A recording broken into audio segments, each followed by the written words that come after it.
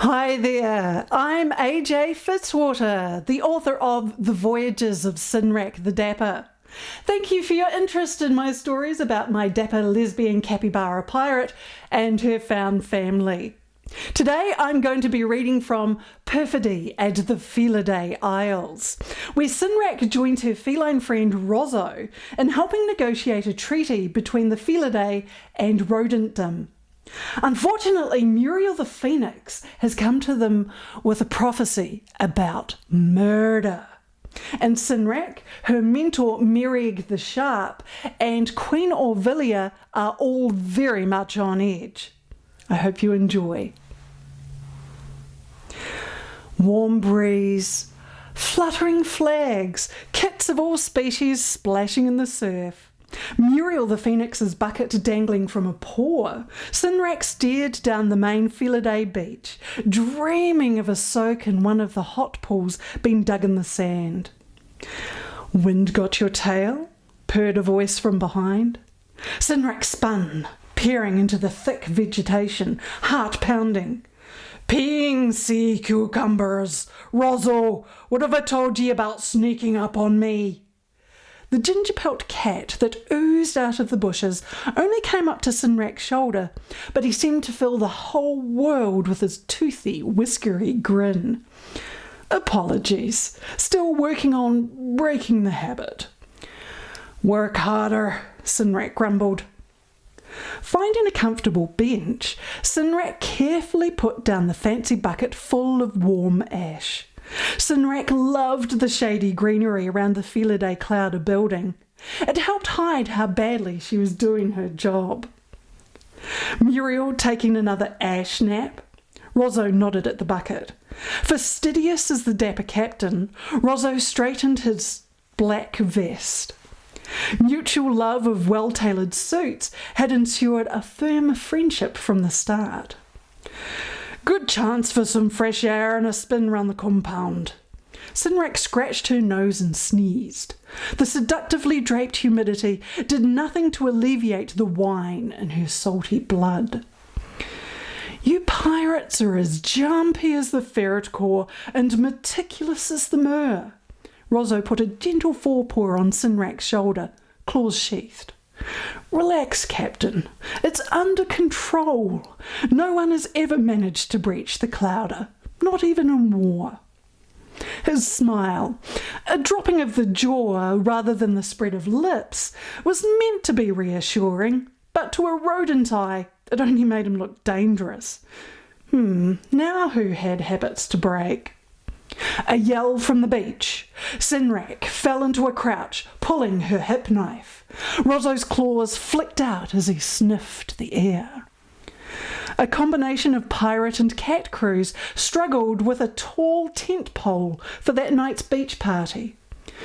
Breathing a sigh of relief, CINRAK sheathed her hip knife, Rozo his claws.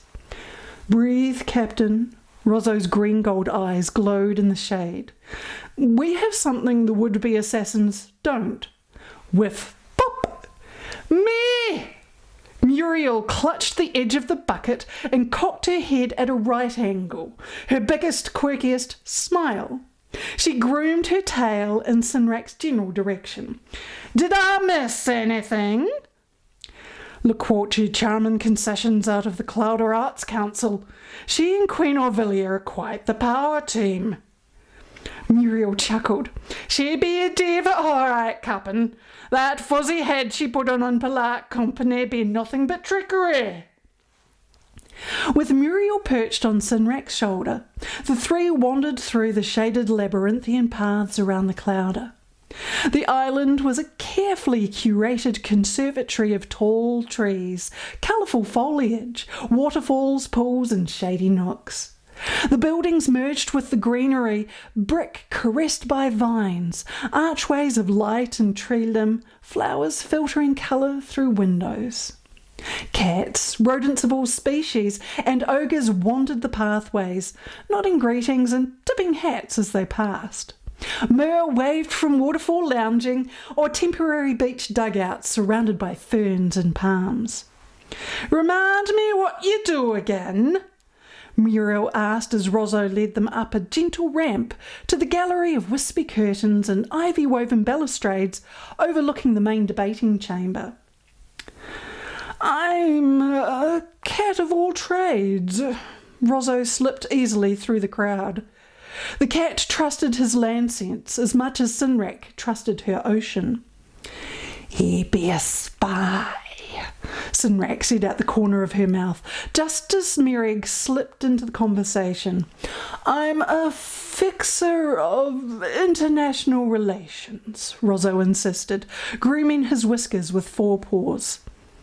"You haven't told your counsel I not be who I say I be?"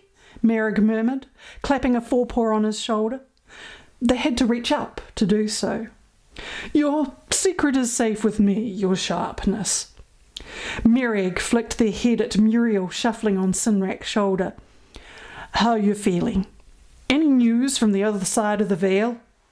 "Ah, stupid hot flashes, come without warning, interrupting me flow, just when I think I can see them varmints in me fascina goal. Ah!" She put up her wings. "Woof!" A prickle caught the back of CINRAK's neck, and she swatted her hackles. Not an insect.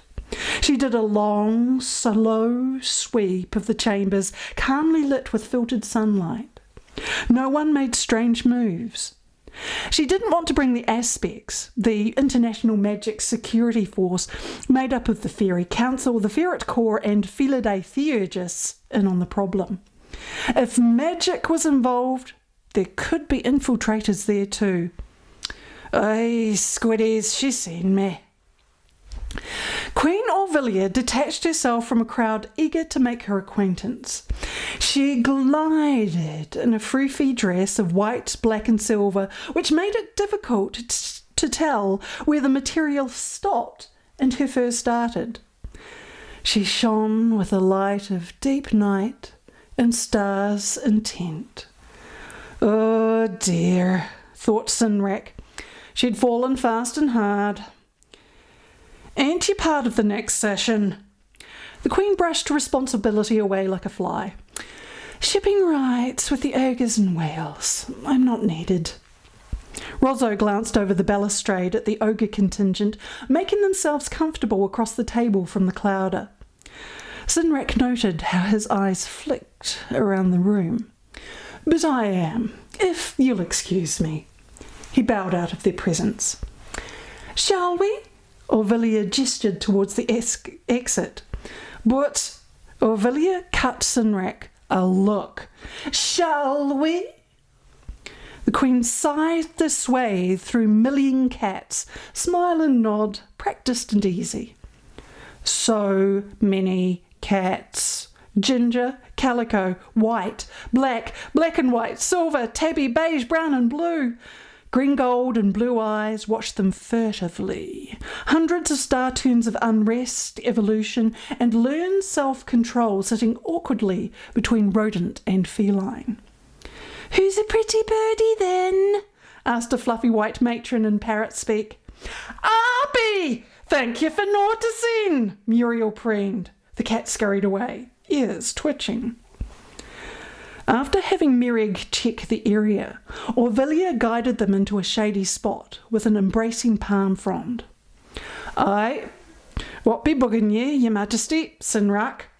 Merrig put a forepaw on their sword hip. "You're both jumpy as piranha." "It be, me instincts." CINRAK widened her eyes in Merrig's direction. The Queen didn't know about her salty magic. "Oh, aye." Merrig's paw tightened on their rapier pommel. They'd been mentor and protege so long, they immediately grasped her meaning. CINRAK hoped Merrig had done their due diligence with the aspects and weather mages employed by some irate vessels. "Think a storm be coming."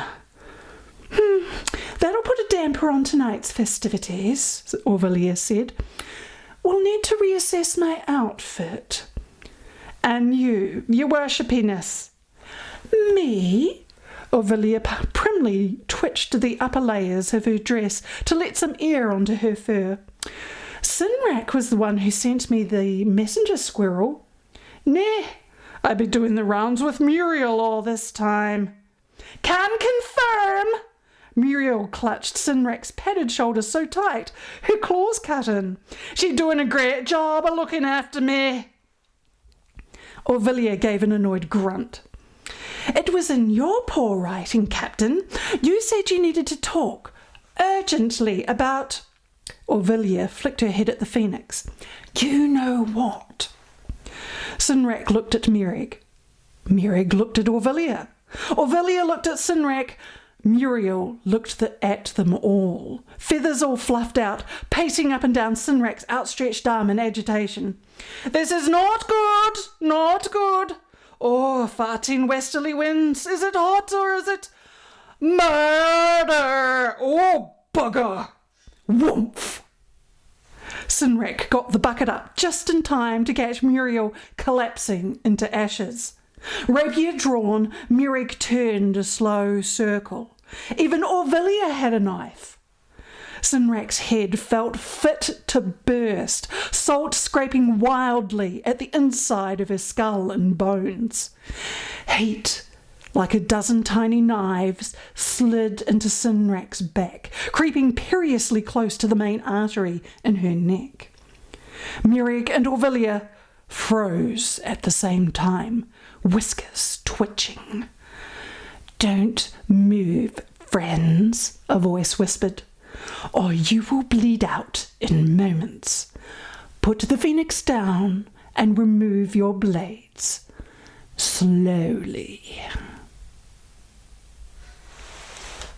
Thank you for listening.